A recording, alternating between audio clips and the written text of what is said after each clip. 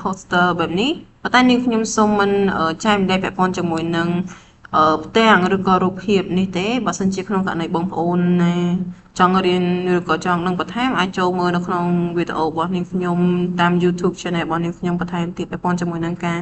ដាក់កែវនឹងដោយរបៀបណាប្រើរូបភាពនឹងដោយរបៀបណាសរសេរអក្សរនឹងដោយរបៀបណាប៉ុន្តែ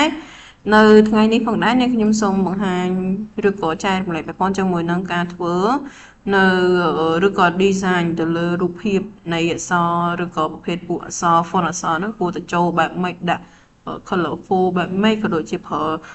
កម្មវិធីអីខ្លះដើម្បីចេញជាអក្សរបែបនេះអញ្ចឹងនៅ brand ឆាយបែបនេះគឺគេហៅថា brand ឆាយបងមិត្តភក្តិនាងខ្ញុំបាញ់មិញហ្នឹងគាត់បានឲ្យនាងខ្ញុំជួយបង្កើតគាត់ដោយសារគាត់ចង់លក់ប្រភេទ cafe ឬក៏ប្រភេទមច្ឆាតូចៗនៅតាមផ្លូវអីចឹងណាអញ្ចឹងទៅគាត់ចង់ឲ្យខ្ញុំបង្កើតឲ្យគាត់ឥឡូវនេះខ្ញុំបង្កើតឲ្យគាត់បានហើយប៉ុន្តែនាងខ្ញុំសូមមកបង្ហាញអ្នកទាំងអស់គ្នាសិនអូខេអញ្ចឹងដើម្បីបានអ្នកទាំងអស់គ្នាទៅចូលទៅកន្លែង new នេះតើមកអ្នកទាំងអស់គ្នាត្រូវកំណត់ទំហំអញ្ចឹងមុនហ្នឹងមិត្តភក្តិរបស់ខ្ញុំគាត់កំណត់ទំហំហ្នឹងគឺគាត់យកទំហំ38សង់ទីម៉ែត្រជាង38សង់ទីម៉ែត្រហ្នឹងគឺវារៀងធំដែរ38សង់ទីម៉ែត្រហើយយើងយក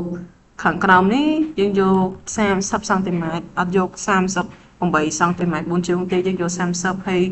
solution របស់វានេះគឺទំហំនៃភាពច្បាស់ឬក៏ភាពច្បាស់របស់យើងបើសិនជារូបភាពហ្នឹងវាធំយើងដាក់ទំហំហ្នឹង resolution ហ្នឹងកាន់តែតូចប៉ុន្តែបើសិនជាទំហំរូបភាពរបស់យើងហ្នឹងកាន់តែតូចយើងដាក់ resolution របស់យើងហ្នឹងកាន់តែធំដែរអញ្ចឹងនៅចំណុចនេះខ្ញុំដាក់300ទៅចា300ហើយកន្លែងនេះយើងយក color តើ color មួយហ្នឹងឬក៏ផ្ទាំង poster ដែលយើងធ្វើនេះជាប្រភេទផ្ទាំង poster បែបម៉េចជាប្រភេទផ្ទាំង poster សម្រាប់យើង print ឬក៏សម្រាប់យើងគ្រាន់តែ post នៅក្នុង social media បើសិនជាក្នុង post គឺយើងប្រើ color RGB នេះមកប៉ុន្តែបើយើងអត់ទេយើង print ចេញយើងប្រើ CMYK color នេះមកហើយសម្រាប់ពណ៌កន្លែងនេះគឺយើងយក grade មកអូខេ finish ជាងយើងចូលទៅទាំងអស់គ្នាយើងវាយអក្សរមកយើងវាយអក្សរលេខនេះមកអូខេអញ្ចឹងយើងដាក់ទំហំឲ្យហើយទៅវាយអក្សរនោះយើងដែរឧទាហរណ៍ថាដូចមិនអញ្ចឹងណា UNI អញ្ចឹងណាអូខេ UNI you and me មួយណាពីរនិយមជាងបងប្អូនបើយើងនិយាយតាម grammar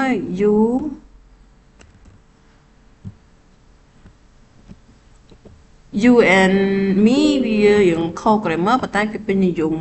ពាក្យងាយស្ដាប់អញ្ចឹងណាប៉ុន្តែសម្រាប់តាម grammar គឺគេប្រើ UNI ហើយ UNI ឧទាហរណ៍ថាដូចមិនចោល UNI cafe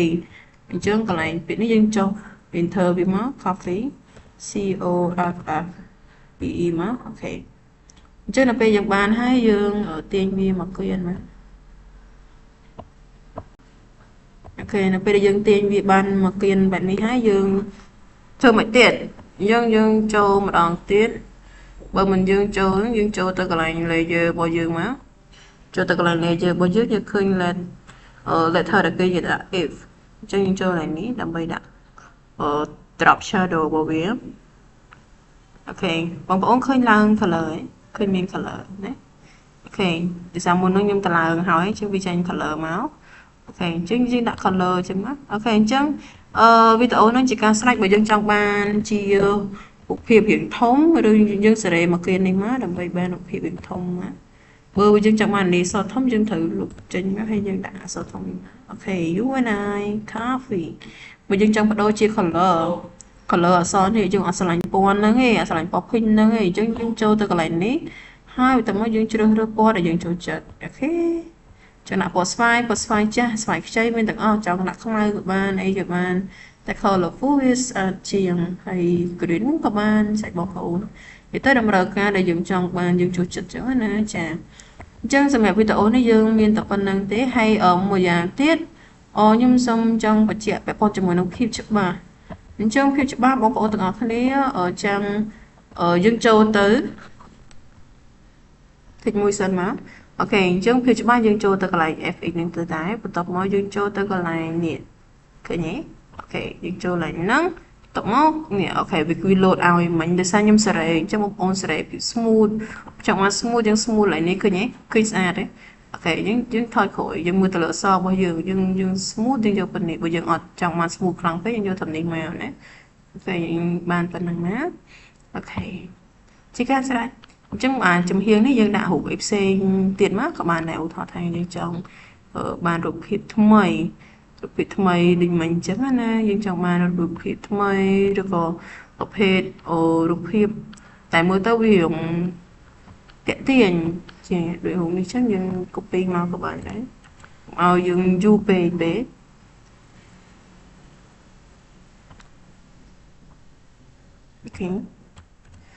អូខេយើងយករូបនោះមកដាក់មកឃើញ